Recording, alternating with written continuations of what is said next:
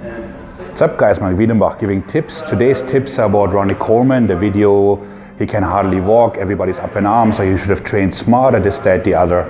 Stop. Neither you, nor I, nor this idiot in the background, anybody knows what actually happened. It seems like his doctors don't even know. So the fact is, Ronnie trained very heavy and he has back injuries, knee and hips and so on and so forth. But you understand, to get to Ronnie's level, being the greatest bodybuilder of all time or one of the greatest, you have to do certain things that are simply unhealthy. This does not pertain to bodybuilding. You look at the Hall of Fame of football, these guys, they look like they're 100 years old. You WrestleMania 10 years ago, who's still alive? Eddie Guerrero's dead, Chris Benoit's dead, one of the Hardy Boys is dead, Scott Steiner, I mean, insert here, right? Boris Becker can hardly walk. Rafael Nadal is going to be a mess in 5 years, everything torn, ripped. The point being is, to get to that level, you have to take risks. The risks are financially, because you're giving up a proper education very often, and you're banking everything on that career.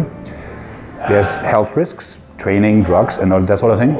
And then there is, of course, risks in terms of development, because you're giving up a normal life for a long time. I can partly attest to that, in terms of going out, puberty, all that sort of thing. So later in life, you have to catch up, and you might not be compatible with the outside world, as opposed to, family life or dating, that sort of thing. So what does it mean for you? For you, that means you got to think about it. What does it take to become a pro? One is genetics. For instance, Lance Armstrong was beating grown-up men on the bicycle when he was 14. Flex Wheeler, coming out of high school, looked like better than most bodybuilders could ever dream of.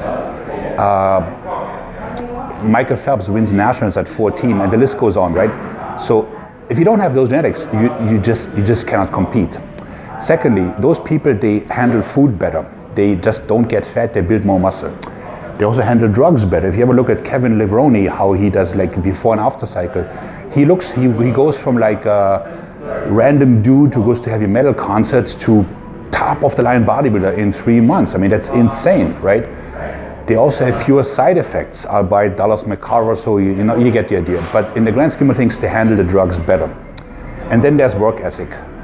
Cristiano Ronaldo, his vertical jump is better than most NBA players.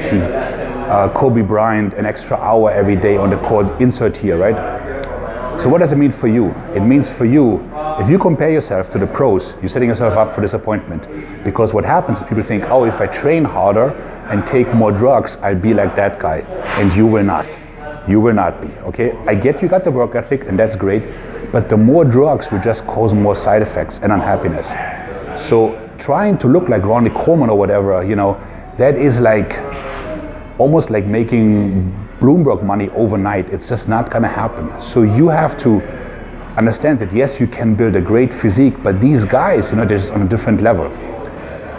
As for Ronnie, I feel people should respect him, and the guy has pushed by him to the next level. Do I agree with his physique? No, but it's not my physique to have. And the reason I don't have a Sandow, well, there's many, but I'm not willing to take those risks, and I don't have the genetics. So people should give him the credit that is certainly due for him, and not ridicule him for his injuries, and wish him a speedy recovery. Mike out.